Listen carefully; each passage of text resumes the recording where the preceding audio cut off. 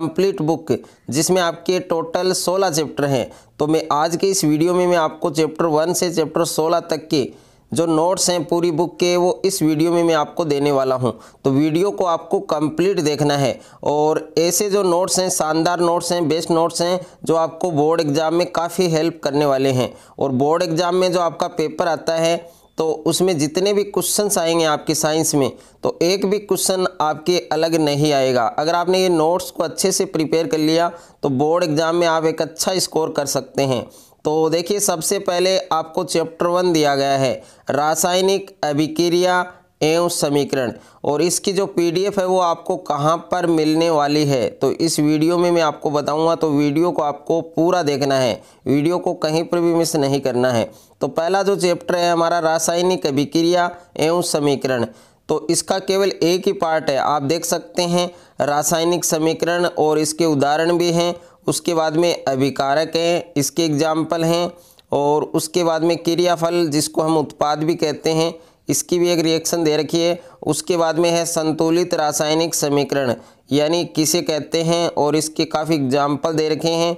उसके बाद में है रासायनिक अभिक्रियाओं के प्रकार, जिसमें रासायनिक अभिक्रियाएं हैं वो निम्न प्रकार की होती हैं। 9 प्रकार हैं जो आपको अच्छे से प्रिपेयर करने हैं, जिसमें पहला है संयोजन अभिक्रिया, इसके भी एग्जाम्पल आपको दे रखे हैं। उसके बाद में सेकंड है आपकी वियोजन अभिक्रिया, और यहाँ पर जिन जिन लाइंस को यहाँ पर हाईलाइट किया गया है वो लाइंस आपको ज़रूर पढ़नी है। ओके, यानी यहाँ पर दे रखा है संगमरमर का सूत्र, तो संगमरमर का जो सूत्र है वो याद करना है आपको। उसके बाद में है ऊष्माक्षेपी अभिक्रिया, इसकी परिभाषा दे रखी है, इसका एग्जाम्पल दे रखा है, और श्वसन एक ऊष्माक्षेपी अभिक्रिया है। क्यों है तो इसका जो रीज़न है वो आपसे एग्जाम में पूछा जा सकता है। और तीसरा उदाहरण ये आपके साग सब्जियों का विघटित होकर कंपोस्ट बनना। उसके बाद में है ऊष्माशोषी अभिक्रिया, तो इसकी परिभाषा याद करनी है, इसके एग्जाम्पल याद करने हैं। उसके बाद में विस्थापन अभिक्रिया, और उसके बाद में है द्विविस्थापन अभिक्रिया। अब देखिए, जब आप इनको लिखने लगोगे तो आपका काफ़ी जो टाइम है वो आपका यहाँ पर स्पेंड हो जाएगा, तो आपको अपना जो टाइम है वो ख़राब नहीं करना है। इसकी जो पीडीएफ है वो आपको मिल जाएगी। पीडीएफ कहाँ पर मिलेगी आपको, तो ये आपको वीडियो में ही बताया जाएगा, तो इसलिए वीडियो को कहीं पर भी आपको मिस नहीं करना है, वीडियो को पूरा देखना है। और वीडियो आपको अच्छा लगे तो वीडियो को ज़्यादा से ज़्यादा आपको शेयर करना है, ज़्यादा से ज़्यादा आपको वीडियो को लाइक करना है। उसके बाद में है दैनिक जीवन में उपचयन अभिक्रियाओं के प्रभाव, तो ये आपकी विकृत गंधिता, ये आपको प्रभाव दे रखे हैं।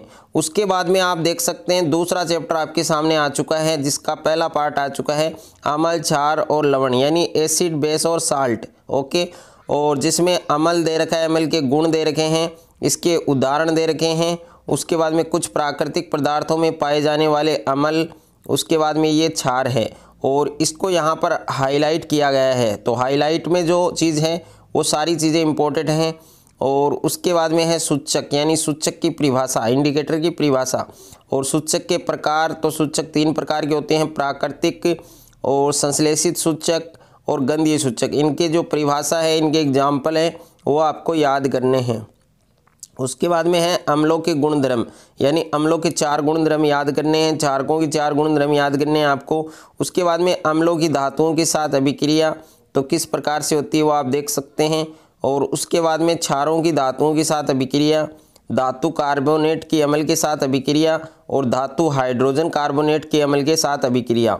और उसके बाद में है उदासीनीकरण अभिक्रिया, तो इसकी परिभाषा और इसके एग्जाम्पल आपको याद करने हैं। और उसके बाद में अम्लों के साथ जो धात्विक ऑक्साइड है उनकी रिएक्शन, और क्षारक के साथ अधात्विक ऑक्साइड की अभिक्रिया आपको याद करने हैं। उसके बाद में दूसरा पार्ट आपके सामने आ चुका है चैप्टर नंबर 2 का अम्ल, क्षार और लवण, और जिसमें तनुकरण है, इसकी परिभाषा, पीएच स्केल, ये काफ़ी इंपॉर्टेंट है।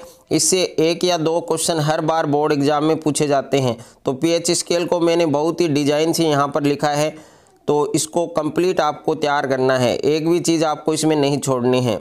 उसके बाद में है निम्न विलयनों के पीएच मान, तो जो इम्पोर्टेंट है, जो आपके बोर्ड एग्जाम में पूछे जाते हैं वही पीएच मान मैंने लिए यहाँ पर। ओके, तो सारे आपको याद करने हैं।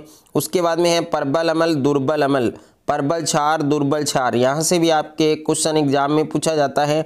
उसके बाद में है एसिड रेन, अम्लीय वर्षा, जो काफ़ी बार एग्जाम में पूछी जा चुकी है, अम्लीय वर्षा के कुप्रभाव।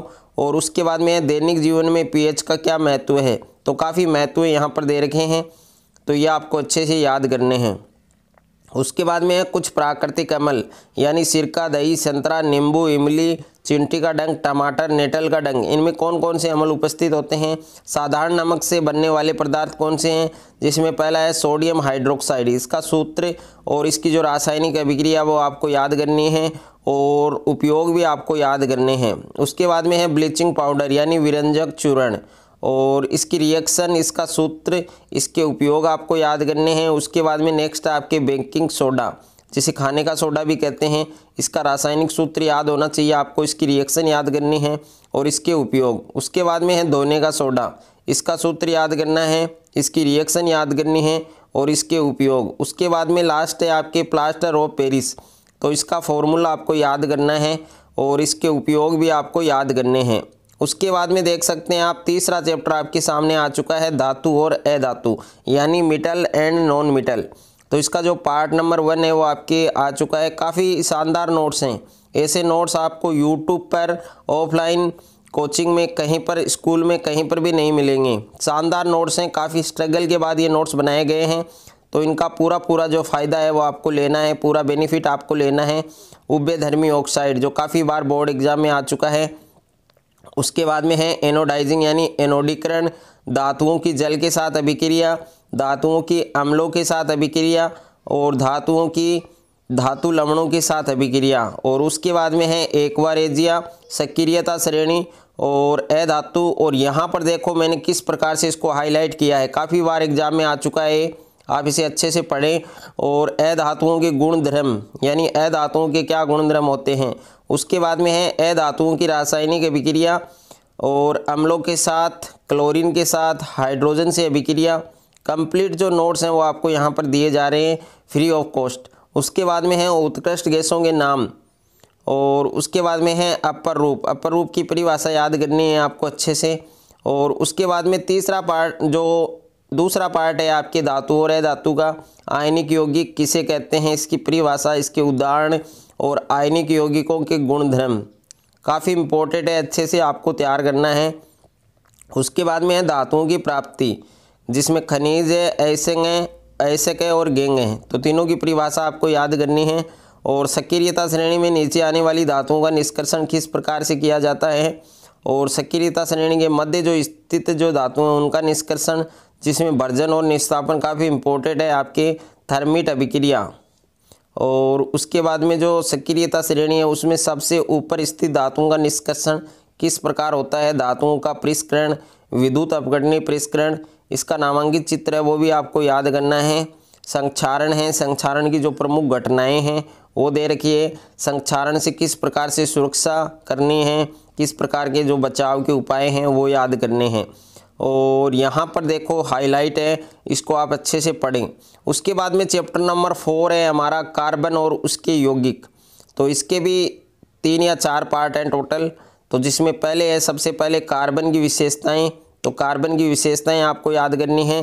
कार्बन में आबंध, सहसंयोजी आबंध, हाइड्रोजन का अणु किस प्रकार से बनाना है और इसकी जो इलेक्ट्रॉन बिंदु संरचना है वो भी दे रखी है। क्लोरीन का अणु, उसके बाद में ऑक्सीजन का अणु, नाइट्रोजन का अणु, अच्छे से आपको तैयार करना है। ये आपके मेथेन का अणु, तो काफ़ी बार एग्जाम में आ चुका है, इसकी जो संरचना है वो आपको आनी चाहिए। सहसंयोजी आबंध क्या होता है, इसकी परिभाषा याद करनी है। कार्बन के अपर रूप, जिसमें अपर रूप की परिभाषा याद करनी है आपको। और जो हीरा है, ग्रेफाइट है, फुलरीन है, इनके बारे में भी आपको अच्छे से नॉलेज होना चाहिए। जो बिंदु मैंने लिखे हैं, जो पॉइंट्स मैंने लिखे हैं वो सारे पॉइंट्स आपको क्लियर करने हैं। संतृप्त यौगिक क्या है, असंतृप्त यौगिक क्या है, हाइड्रोकार्बन, आईपीएससी पद्धति का पूरा नाम, इसकी क्या विशेषताएं हैं, और पूर्व लगन का निर्धारण, ये भी आपको कंप्लीट याद करना है।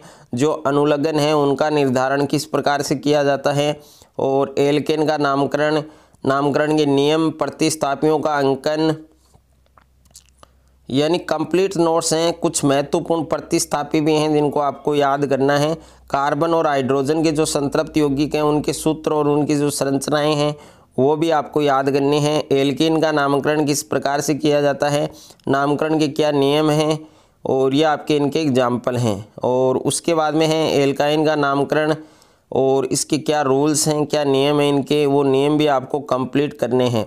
उसके बाद में चैप्टर नंबर 4 जो हमारा धातु जो कार्बन के यौगिक हैं, तो इसका जो तीसरा पार्ट है वो है इसमें समजातीय श्रेणी, कार्बन यौगिकों की नाम पद्धति, नामकरण के नियम और हेलोजन, एल्कोहल, ये सारे आपको याद करने हैं। इसमें एल्डिहाइड है, कीटोन है, कार्बोक्सिलिक अम्ल है, द्विआबंधित हाइड्रोकार्बन है, किस प्रकार से ये तैयार होते हैं, कार्बनिक यौगिकों के रासायनिक गुण धर्म जिसमें दहन है, ऑक्सीकरण है, ऑक्सीकारक है, ये काफ़ी इम्पोर्टेंट है और इसको आपको अच्छे से तैयार करना है। संकलन अभिक्रिया और निकल उत्प्रेरक का उपयोग, प्रतिस्थापन अभिक्रिया जो काफ़ी इम्पोर्टेंट है आपके। और चैप्टर नंबर जो 4 है हमारा, इसका पार्ट 4 कुछ महत्वपूर्ण कार्बनिक यौगिक जैसे एथेनॉल है, इसके गुण धर्म, एथेनॉल के रासायनिक गुण धर्म, पोटेशियम परमैंगनेट के साथ इसकी अभिक्रिया, एथेनोइक अम्ल के साथ क्रिया जिसमें एस्टरीकरण है, सोडियम से क्रिया, एथेनोइक अम्ल के भौतिक गुण धर्म।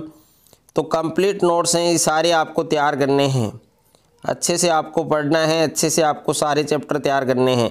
साबुन और अपमार्जक जो वेरी इंपॉर्टेंट है, जो आपके हर बार एग्जाम में पूछा जाता है।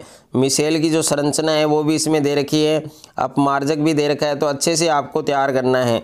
यानी मिसेल की संरचना किस प्रकार से तैयार होती है वो आप देख सकते हैं। इसमें मैंने वही पॉइंट्स लिखे हैं जो आपके एग्ज़ाम के लिए इम्पोर्टेंट हैं। साबुनों की शोधन क्रिया किस प्रकार से है, किस प्रकार से कपड़ों पर ग्रीस, कपड़ों पर जो आपके मिसेल के रूप में साबुन स्वच्छ करने में सक्षम होता है, पूरा तैयार करना है आपको। 5वां चैप्टर है हमारा तत्वों का आवर्त वर्गीकरण। तो इसका पहला पार्ट आप देख सकते हैं, अव्यवस्थित को व्यवस्थित करना, डोबेराइन का त्रिक नियम और महत्वपूर्ण तथ्य दे रखा है इसमें, ये भी आपको पढ़ना है। न्यूलैंड का अष्टक सिद्धांत और इसके दोष दे रखे हैं। मेंडलीफ की आवर्त सारणी आपको दे रखी है, अच्छे से आपको पढ़नी है। मेंडलीफ की मूल आवर्त सारणी और इसमें लघुत्तम आवर्त पूरा पढ़ना है आपको, इसमें एक भी पॉइंट्स को आपको नहीं छोड़ना है। मेंडलीफ की आवर्त सारणी की क्या उपयोगिता है और उसके बाद में मेंडलीफ की आवर्त सारणी की क्या सीमा है, जिसमें हाइड्रोजन का स्थान और दुर्लभ मृदा तथा ट्रांस यूरेनिक तत्वों का स्थान, अक्रिय जो गैस हैं उनका स्थान, और उसके बाद में नेक्स्ट है समस्थानिकों का स्थान। और उसके बाद में चैप्टर नंबर 5 जिसका पार्ट 2 है हमारा आधुनिक आवर्त सारणी, इसके क्या गुण धर्म हैं और आधुनिक आवर्त सारणी के क्या लाभ हैं, क्या इनकी कमियां हैं। तो आधुनिक आवर्त सारणी की कमियां भी यहाँ पर दे रखी हैं, 2 कमियां हैं, अच्छे से आपको पढ़नी है। आधुनिक आवर्त सारणी की क्या प्रवृत्ति है, जिसमें संयोजकता, परमाणु आकार, आवर्त में परिवर्तन, वर्ग में परिवर्तन, धात्विक और अधात्विक गुण, और ये आपके नोट है, तो इसको भी आप कंप्लीट पढ़ें। उसके बाद में चैप्टर नंबर 6 हमारा जैव प्रक्रम।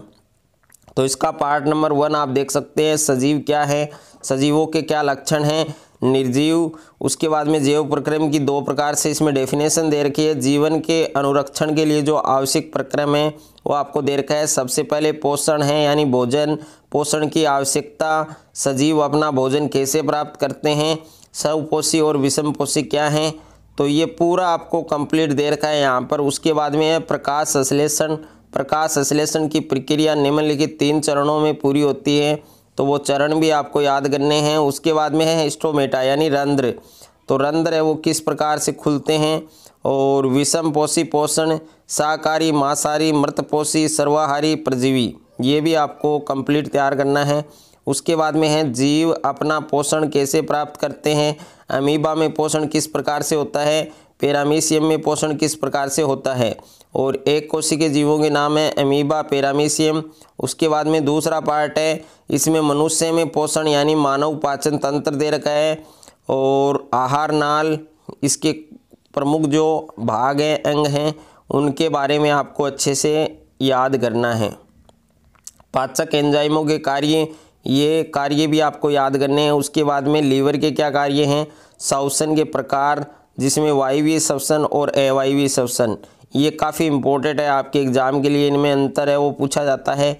एटीपी का पूरा नाम, और पौधों में श्वसन क्रिया किस प्रकार से होती है, जंतुओं में श्वसन किस प्रकार से होता है, तो ये कंप्लीट आपको तैयार करना है। तीसरा पार्ट है मनुष्य में श्वसन, तो मनुष्य में श्वसन श्वसन मार्ग, नासा मार्ग, ग्रसनी, स्वरयंत्र और ट्रेकिया और श्वसनी, फेफड़े, मनुष्य में श्वासोच्छ्वास जिसमें निःश्वसन दे रखा है, उच्च श्वसन दे रखा है, ये भी आपको याद करना है। और वहन यानी मानव में वहन, तो तरल भाग प्लाज्मा, हृदय का नामांकित चित्र, और उसके बाद में परिसंचरण तंत्र है, ये भी आपको कंप्लीट याद करना है। रक्त है प्लाज्मा जिसमें रुधिर कणिकाएं, और उसके बाद में है आरबीसी जिसको एरिथ्रोसाइट कहते हैं, और डब्ल्यूबीसी जिसको ल्यूकोसाइट कहते हैं, बिंबाणु प्लेटलेट्स जिसको थ्रोम्बोसाइट कहते हैं। ये कंप्लीट आपको तैयार करनी है। उसके बाद में परिसंचरण तंत्र, खुला परिसंचरण तंत्र और बंद परिसंचरण तंत्र। उसके बाद में नलिकाएं, रुधिर वाहिकाएं, धमनी और शिरा में आपको अंतर है वो याद करना है, यानी धमनी और जो शिरा है उसमें आपको अंतर भी याद करना है। यह आपके लास्ट पार्ट है इस चैप्टर का, रक्तदाब के प्रकार, जिसमें प्रकुंचन दाब है और अनुशीतलन दाब है, और जो पादप हैं उनमें परिवहन किस प्रकार से होता है, जाइलम फ्लोएम, ये काफ़ी इंपॉर्टेंट है आपके लिए। जल का परिवहन किस प्रकार से होता है, भोजन तथा दूसरे पदार्थ हैं उनका ट्रांसफर किस प्रकार से होता है, उत्सर्जन, मानव में उत्सर्जन जिसमें वृक्क दे रखा है, मूत्र वाहिनियाँ दे रखी है, मूत्राशय दे रखा है, मूत्र मार्ग दे रखा है, वृक्काणु या नेफ्रॉन क्या है, और अपोहन क्या है यानी कृत्रिम वृक्क अपोहन। और उसके बाद में जो पादप हैं उनमें उत्सर्जन, तो पादपों में उत्सर्जन है वो किस प्रकार से होता है, तो ये आपको देखो कंप्लीट आपको तैयार करना है। उसके बाद में जो अगला चैप्टर है हमारा चैप्टर नंबर 7 है, नियंत्रण और समन्वय। तो इसके भी 2 पार्ट हैं जिसमें नियंत्रण और समन्वय और उद्दीपक, उसके बाद में तंत्रिका तंत्र, तंत्रिका उत्तक, तंत्रिका कोशिका और न्यूरॉन की संरचना, ये काफ़ी इंपॉर्टेंट है। और उसके बाद में है ग्राही के प्रकार और तंत्रिका कोशिका के भाग, एक्सोन, तंत्रिका कोशिका के प्रकार, संवेदी तंत्रिका कोशिका, प्रेरक तंत्रिका कोशिका और बहुध्रुवी तंत्रिका कोशिका, और तंत्रिका कोशिका के क्या कार्य हैं। उसके बाद में दूसरा पार्ट है जिसमें तंत्रिका आवेग, युग्मानुबंधन, प्रतिवर्ती क्रिया, ये काफ़ी इंपॉर्टेंट है। और उसके बाद में प्रतिवर्ती चाप, ये भी वेरी इंपॉर्टेंट है। मानव मस्तिष्क, इसका नामांकित चित्र काफ़ी बार आपकी बोर्ड एग्जाम्स हैं उसमें काफ़ी बार पूछा जा चुका है, तो अच्छे से आपको ये तैयार करना है। तंत्रिका उत्तक है वो कैसे कार्य करता है, पादपों में समन्वय किस प्रकार से होता है, कुछ इंपॉर्टेंट क्वेश्चंस भी मैंने ले रखे हैं वो भी आपको याद करने हैं। ये तीसरा पार्ट है आपके अनुवर्तनी गति और अनुचलन गति में अंतर, तो यहाँ पर अंतर दे रखा है। उसके बाद में प्रकाशानुवर्तन और गुरुत्वानुवर्तन में अंतर दे रखा है, तो किस प्रकार से अंतर होता है। पादप हार्मोन है, पादप हार्मोन की परिभाषा और इनके प्रकार। अब ये जो प्रकार दे रखे हैं इनके कार्य भी आपको याद करने हैं। उसके बाद में हार्मोन और एंजाइम में अंतर दे रखा है कि हार्मोन और एंजाइम में किस प्रकार से अंतर है। अंतःस्रावी ग्रंथियों और बहिःस्रावी ग्रंथियों में अंतर दे रखा है, तो ये भी आपको याद करना है। उसके बाद में पीयूष ग्रंथि और इनसे स्रावित जो हार्मोन हैं, जो अग्नाशय ग्रंथि है उनसे कौन सा हार्मोन स्रावित होता है, अधिवृक्क ग्रंथि से कौन सा हार्मोन स्रावित होता है, तो ये कंप्लीट आपको देखो पढ़ना है। ओके, उसके बाद में नेक्स्ट है आपके 8वां चैप्टर, यानी जीव जनन कैसे करते हैं।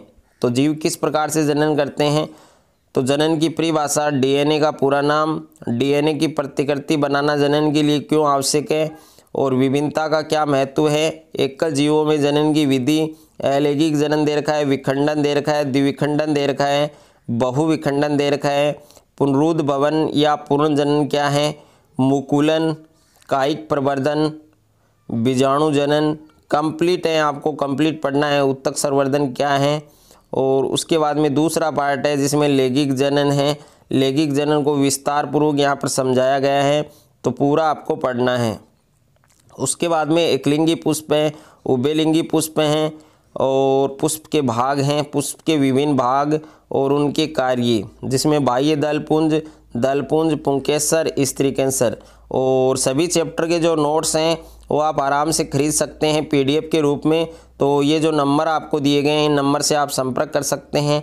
या फिर आपको नोट्स कैसे परचेज़ करने हैं PDF के रूप में, तो संपूर्ण जो डिटेल है वो आपको डिस्क्रिप्शन में मिल जाएगी। उसके बाद में है स्वपरागण और परपरागण में अंतर। मानव में लैंगिक जनन दे रखा है। तीसरा पार्ट है जिसमें नरजनन तंत्र दे रखा है, नरजनन तंत्र के भाग दे रखे हैं। और उसके बाद में मादा जनन तंत्र है, तो मादा जनन तंत्र के भी 6 भाग हैं। इन 6 भाग को आपको अच्छे से पढ़ना है, अच्छे से आपको तैयार करना है। क्या होता है जब अंड का निषेचन नहीं होता है, ये भी काफ़ी इंपॉर्टेंट क्वेश्चन है।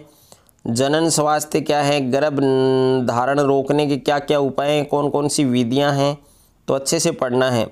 उसके बाद में चैप्टर 9 है आपके आनुवंशिकता और जैव विकास, तो इस चैप्टर को भी आपको अच्छे से पढ़ना है। जनन के दौरान विभिन्नताएं हैं, उनका संचयन किस प्रकार से होता है, अलैंगिक जनन लैंगिक जनन क्या है, विभिन्नता के लाभ, आनुवंशिकता क्या है, तो कंप्लीट आपको पढ़ना है। मेंडल द्वारा मटर के पौधे का चयन किस प्रकार से हुआ, मेंडल के वंशागति के नियम, जिसमें पहला प्रभाविता का नियम है, दूसरा पृथक्करण का नियम है, तीसरा आपके स्वतंत्र एफ्यून का नियम है। उसके बाद में मेंडल का योगदान, तो ये योगदान भी आपको पढ़ना है। और उसके बाद में दूसरा पार्ट है जिसमें मनुष्य में लिंग निर्धारण दे रखा है, ये भी वेरी इंपॉर्टेंट है। और उपार्जित लक्षण, आनुवांशिक लक्षण, आनुवांशिक लक्षणों के क्या गुण हैं, जाति उद्भव क्या है और जाति उद्भव के क्या कारण हैं, तो इसमें 3 कारण दे रखे हैं आपको। आनुवंशिक विचलन का क्या कारण है, विकास और वर्गीकरण क्या है, समजात और समरूपण, ये काफ़ी इंपॉर्टेंट है, हर बार ये क्वेश्चन आपके एग्जाम में पूछा जाता है। जीवाश्म क्या होते हैं और जीवाश्म कौन सी विधि से इसका पता लगाया जाता है, तो ये भी दे रखा है। विकास के चरण दे रखे हैं, आँख का विकास किस प्रकार से हुआ, पंखों का विकास किस प्रकार से हुआ, मानव विकास दे रखा है। उसके बाद में चैप्टर 10 है आपके फिजिक्स का, प्रकाश का परावर्तन तथा अपवर्तन। तो बेस्ट जो तैयारी है वो कर सकते हैं नोट्स की मदद से आप, और काफ़ी एक अच्छा स्कोर आप साइंस में कर पाओगे। प्रकाश का परावर्तन क्या है, इसके क्या प्रकार हैं, और इम्पोर्टेंट जो फैक्ट हैं वो भी याद करने हैं आपको। परावर्तन के क्या नियम हैं, समतल दर्पण से बने प्रतिबिंब की क्या विशेषताएं होती हैं, समतल दर्पण की फोकस दूरी कितनी होती है, समतल दर्पण का आवर्धन क्या होता है, पार्श्व परावर्तन या उत्क्रमण क्या है, गोलीय दर्पण 2 प्रकार के होते हैं, अवतल और उत्तल दर्पण। दर्पण से संबंधित कुछ परिभाषाएं दे रखी हैं जो काफ़ी बार आपके एग्जाम में पूछी जाती हैं, तो कंप्लीट आपको पढ़नी है। गोलीय दर्पण से प्रतिबिंब बनने के क्या नियम हैं, ये नियम भी आपको याद करने हैं। दूसरा पार्ट है आपका जिसमें अवतल दर्पण से प्रतिबिंब बनने की स्थितियाँ, ओके, तो ये सभी स्थितियाँ आपको अच्छे से याद करनी है। उत्तल दर्पण से बनने प्रतिबिंब की क्या स्थितियाँ होनी चाहिए, दर्पणों के उपयोग, जिसमें अवतल दर्पण के उपयोग दे रखे हैं, उत्तल दर्पण के उपयोग दे रखे हैं, ये आपको याद करने हैं।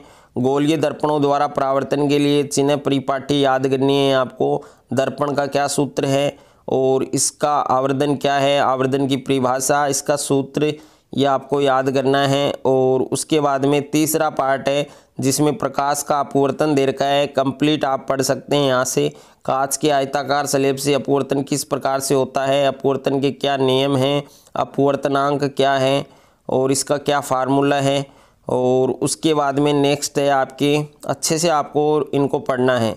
उसके बाद में है जो पार्ट नंबर 4 है, उसमें लेंस दे रखा है, लेंस के प्रकार दे रखे हैं, उत्तल लेंस और अवतल लेंस, और लेंस से संबंधित परिभाषाएं दे रखी हैं जो काफ़ी बार एग्जाम में आपकी पूछी जाती हैं, तो सभी जो परिभाषाएं हैं वो आपको याद करनी है। उसके बाद में उत्तल लेंस द्वारा प्रतिबिंब बनने की क्या स्थितियां हैं, तो ये स्थितियां भी आपको अच्छे से याद करनी हैं। और उसके बाद में गोलीय लेंसों के लिए चिन्ह परिपाटी, लेंस सूत्र, इनका आवर्धन, ये भी आपको याद करना है। लेंस की क्षमता, इसका जो मात्रक है वो याद करना है, इसका फॉर्मूला याद करना है आपको। और उसके बाद में चैप्टर 11 है आपके मानव नेत्र तथा रंग बिरंगा संसार, तो इसका पार्ट नंबर आप देख सकते हैं 1, जिसमें मानव नेत्र को अच्छे से समझाया गया है, मानव नेत्र के विभिन्न भाग और उनके कार्य, और जिसमें पुतली, रेटिना, दूरबिंदु, निकट बिंदु काफ़ी इंपॉर्टेंट है आपके, समझन क्षमता, ये हर बार आपके एग्जाम में पूछी जाती हैं। दृष्टि दोष तथा उनका संशोधन, ये भी आपके 1 या 2 दृष्टि दोष हर बार आपके एग्जाम में पूछे जाते हैं, तो कंप्लीट आपको पढ़ना है। ओके, एक भी पॉइंट्स को आपको नहीं छोड़ना है। उसके बाद में दूसरा पार्ट है आपके प्रिज्म से प्रकाश का अपवर्तन किस प्रकार से होता है, प्रिज्म क्या होता है, तो और विचलन कोण क्या है, वर्ण विक्षेपण क्या है, और प्रिज्म द्वारा प्रकाश का जो वर्ण विक्षेपण है वो किस प्रकार से होता है। उसके बाद में है प्रिज्म के द्वारा प्रकाश के वर्ण विक्षेपण का क्या कारण है, तो ये रीजन भी आपको पढ़ना है। इंद्रधनुष क्या है, इंद्रधनुष कैसे बनती है। और तीसरा पार्ट है वायुमंडलीय अपवर्तन, जिसमें वायुमंडलीय अपवर्तन का कारण दे रखा है और इसके उदाहरण दे रखे हैं। तारे हैं वो क्यों टिमटिमाते हैं, और ग्रहों का न टिमटिमाना, अग्रिम सूर्योदय तथा विलंबित सूर्यास्त, प्रकाश का प्रकीर्णन दे रखा है, इसकी तीव्रता दे रखी है, इसका फार्मूला दे रखा है, और टिंडल प्रभाव दे रखा है। जो इम्पोर्टेंट है आपके स्वच्छ आकाश का नीला रंग, ये भी आपको दे रखा है। उसके बाद में 12वां चैप्टर है विद्युत, जिसका पार्ट नंबर 1 है, जिसमें विद्युत परिपथ की परिभाषा, इसका चित्र दे रखा है। और उसके बाद में विद्युत धारा किसे कहते हैं, इसका क्या मात्रक है, और 1 एम्पीयर की क्या परिभाषा है, विद्युत विभव और विद्युत विभवांतर, ये भी आपको अच्छे से याद करना है। और उसके बाद में है विद्युत परिपथ आरेख, तो ये ज़रूर पढ़ना है आपको। इनमें से एक परिपथ है वो आपके एग्जाम में पूछा जाता है। उसके बाद में दूसरा पार्ट है जिसमें ओम का नियम दे रखा है, जो काफ़ी इम्पोर्टेंट है आपके। ओम का नियम ये आपको याद करना है, इसमें काफ़ी सूत्र हैं, वो सूत्र भी आपको याद करने हैं। प्रतिवर्ती प्रतिरोध जिसको धारा नियंत्रक कहते हैं, ये क्या होता है, और ओम के नियम के अनुसार विभवांतर और धारा के मध्य ग्राफ, ये भी काफ़ी बार एग्जाम में आपके पूछा जा चुका है। चालक के प्रतिरोध को प्रभावित करने वाले कारक कौन कौन से हैं, ये भी इम्पोर्टेंट है। ये पूरा चैप्टर इम्पोर्टेंट है, पूरी चीज़ें आपको पढ़नी है। श्रेणी क्रम, समांतर क्रम, यहाँ से न्यूमेरिकल क्वेश्चंस बनते हैं, तो ये जितने भी सूत्र दे रखे हैं इसमें सारे सूत्र आपको याद करने हैं। तीसरा पार्ट है जिसमें जूल का तापन नियम, ये तो इतना इम्पोर्टेंट है आप कह नहीं सकते हैं, हर बार ये क्वेश्चन आपके एग्जाम में आता है। विद्युत शक्ति, इसका मात्रक, ये भी आपको पढ़ना है। किलोवाट घंटा KWH, जिसको यूनिट कहते हैं हिंदी में, ये भी पढ़ना है आपको अच्छे से। ओके, उसके बाद में चैप्टर नंबर 13 है आपके विद्युत धारा के चुंबकीय प्रभाव, एकदम धमाकेदार नोट्स हैं। चुंबक के प्रकार, प्राकृतिक, कृत्रिम, और चुंबक के क्या गुण हैं, चुंबकीय क्षेत्र किसे कहते हैं, और चुंबकीय क्षेत्र रेखाओं के गुणधर्म हर बार एग्जाम में आता है आपके। किसी छड़ चुंबक के चारों ओर चुंबकीय क्षेत्र रेखाएं खींचिए, तो ये डायग्राम आपको बनाना है। और विद्युत धारावाही चालक के कारण चुंबकीय क्षेत्र, सीधे चालक से विद्युत धारा प्रवाहित होने के क्या कारण हैं, तो वो भी आपको याद करने हैं। दक्षिण हस्त अंगुष्ठ नियम क्या है, और उसके बाद में दूसरा पार्ट है, दूसरे पार्ट में प्रणालिका दे रखी है आपको। और उसके बाद में नेक्स्ट है आपके, अच्छे से आपको पढ़ना है ये जो तथ्य दे रखे हैं। फ्लेमिंग का बाएं हाथ का नियम बहुत ही इम्पोर्टेंट है, मोस्ट इम्पोर्टेंट है आपके। तीसरे पार्ट में विद्युत मोटर दे रखा है आपको, इसके सिद्धांत, रचना और इसके जो भाग हैं उनका वर्णन और इनका चित्र आपको याद करना है। विद्युत चुंबकीय प्रेरण दे रखा है। फ्लेमिंग का दक्षिण हस्त नियम आपको दे रखा है। विद्युत जनित जिसको डायनेमो कहते हैं, इसकी परिभाषा, इसकी सिद्धांत, इसकी संरचना, ये आपको अच्छे से क्लियर करनी है, अच्छे से आपको तैयार करनी है। और उसके बाद में दिष्ट धारा और प्रत्यावर्ती धारा में क्या अंतर है। घरेलू विद्युत परिपथ है जिसमें 3 या 4 प्रकार के तार दिए गए हैं, उनके बारे में अच्छे से आपको याद करना है। चैप्टर 14 है आपके ऊर्जा के स्रोत, तो इसका केवल इसके 2 पार्ट हैं, जिसमें सबसे पहले ऊर्जा के बारे में दिया गया है। ऊर्जा का उत्तम स्रोत क्या है, उत्तम ईंधन किसे कहते हैं, ऊर्जा के पारंपरिक स्रोत, जीवाश्म ईंधन क्या है, जीवाश्म ईंधन की हानियाँ, जीवाश्म ईंधन से उत्पन्न प्रदूषण को कम करने के क्या उपाय हैं, तापीय विद्युत संयंत्र क्या है, और उसके बाद में है जल विद्युत संयंत्र, इसके लाभ, ऊर्जा के पारंपरिक स्रोतों के उपयोग के लिए जो प्रौद्योगिकी है उसमें किस प्रकार से सुधार किए गए हैं, लकड़ी, इसकी हानियाँ, चारकोल और बायोगैस है, बायोगैस के क्या लाभ हैं। और उसके बाद में है दूसरा पार्ट जिसमें पवन ऊर्जा दी गई है, अच्छे से आपको तैयार करनी है। पवन ऊर्जा के क्या लाभ हैं, पवन ऊर्जा की क्या सीमाएँ हैं, और वैकल्पिक अथवा गैर परंपरागत ऊर्जा स्रोत क्या हैं, जिसमें सौर ऊर्जा है, सौर ऊर्जा युक्तियाँ हैं, और सौर सेल के क्या उपयोग हैं, समुद्रों से ऊर्जा किस प्रकार से प्राप्त होती है, ज्वारीय ऊर्जा है, तरंग ऊर्जा है। और महासागरीय जो ताप की ऊर्जा है वो क्या होती है, भूताप की ऊर्जा क्या होती है। और उसके बाद में है नाभिकीय ऊर्जा, जिसमें 2 प्रकार की अभिक्रियाओं से प्राप्त होती है, नाभिकीय विखंडन और नाभिकीय संलयन। तो नाभिकीय विखंडन और नाभिकीय संलयन की परिभाषा आपको याद करनी है। पर्यावरण विषयक सरोकार, ये भी आपको याद करना है। उसके बाद में चैप्टर 15 है हमारा पर्यावरण। तो इस चैप्टर के कंप्लीट नोट्स हैं वो आप देख सकते हैं। यहाँ पर पारिस्थितिकी तंत्र और जैव निम्नीकरणीय, अजैव निम्नीकरणीय, पारिस्थितिक तंत्र के घटक, अजैविक घटक जिसमें अकार्बनिक, कार्बनिक और भौतिक हैं, और जैविक घटक में उत्पादक, उपभोक्ता, प्राथमिक उपभोक्ता, द्वितीयक उपभोक्ता और तृतीयक उपभोक्ता, ये सारे आपको याद करने हैं। आहार श्रृंखला, पोषी स्तर, 10% का नियम, जैव आवर्धन क्या है और आहार जाल क्या है, तो ये पूरा तैयार करना है आपको। ओके। ओजोन परत, ओजोन परत से भी आपके एक क्वेश्चन हर बार पूछा जाता है एग्जाम में। ओजोन परत में किस प्रकार से इसका ह्रास हुआ, किस प्रकार से कमी हुई।